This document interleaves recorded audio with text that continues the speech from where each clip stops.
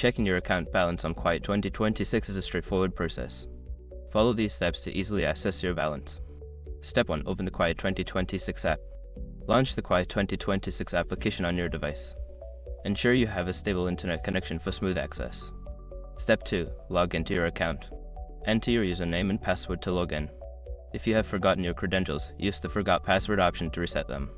Step 3. Navigate to the account section. Don't continue before doing this. A lot of online accounts end up exposed in breaches without people even realizing it. Use SROC to constantly monitor your email and accounts and get alerted immediately if your information gets leaked online. It scans billions of breached records 24/7 in the background. And honestly, for a few dollars a month, it's something everybody should probably have. Link in the description. Step 4. Select account balance. In the account section, find and select the option labeled Account Balance or Balance Overview. This will display your current balance and any recent transactions. Step 5. Review your balance.